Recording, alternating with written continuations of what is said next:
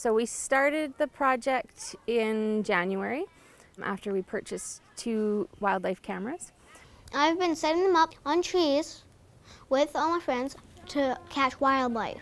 And the idea was just to find another way to use technology in our outside learning. It was a new piece of technology to me, so I was able to learn alongside the students. There's a rope that attaches on the tree. You pull it tight and clip it so it won't fall all over. Cable so no one will steal it. And before you put the cable on, you open it and press it on quick start or motion or whatever. Close it, put the cable in, and then you just leave.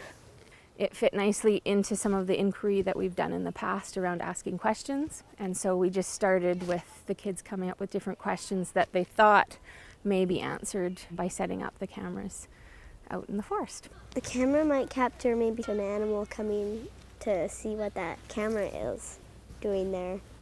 Or we could see a pack rat. Or a bear chasing a deer. Or a bear trying to get an elk.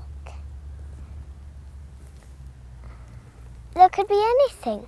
I'm hoping to find like an owl or something. 'Cause owls are one of my favorite animals. I wanted the students to find just another way to experience our local surroundings and using some current technology that they may not otherwise get a chance to.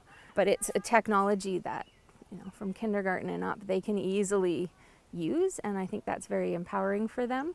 When you put the camera up, it's motion. So if I put my finger in front of the camera, it will click once it moved. And then sometimes we can get it every hour. So we put it on every hour, and then every hour it'll take a picture. When we first started putting the cameras up, Rio got a turn on his tree and he faced it at the road, and all we got was logging trucks. We've had a range of how long we've left the cameras out.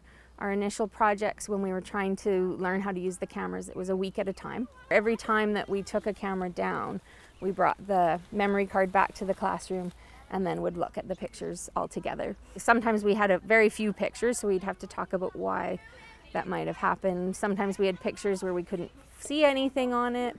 We try it over and over again. We try it here, we try it here. And then 2 kids named Caden and Telly, their waists are about the perfect place to put the cameras.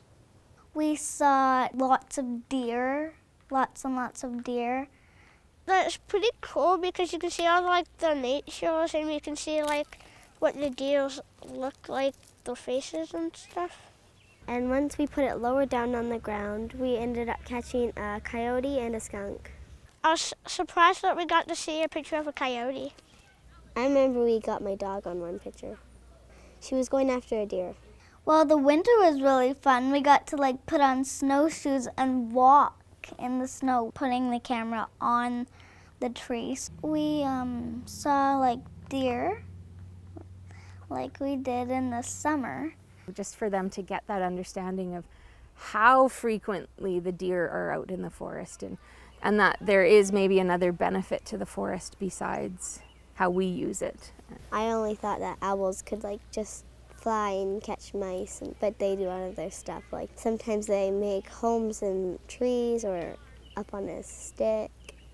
We have brought it back to the classroom in terms of considering what they're seeing out here in the forest for animal habitat and animal needs, and then engage them in terms of creating their own masks of an animal that they've sort of identified with for the year. My animal that I chose was a bee, because they could fly right up to the camera and go.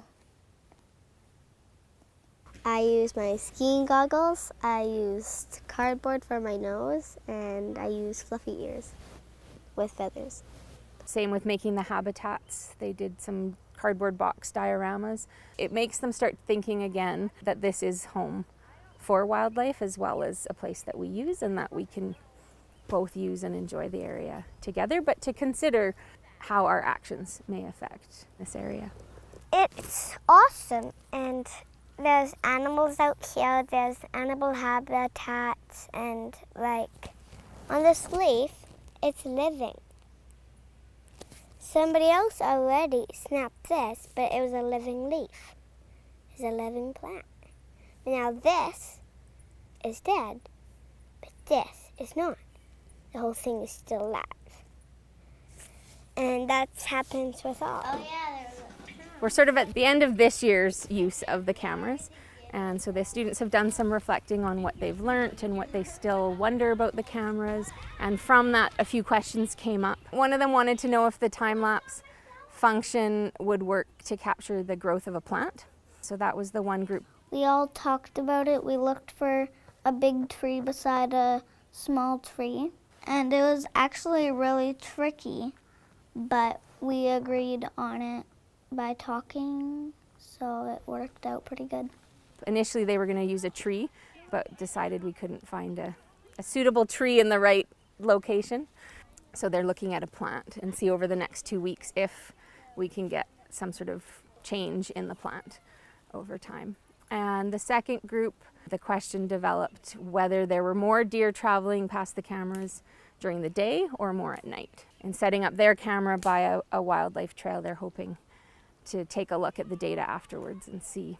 We're trying to get a deer walking by. Lots of deers. But I kind of like this spot too because it's not near a road.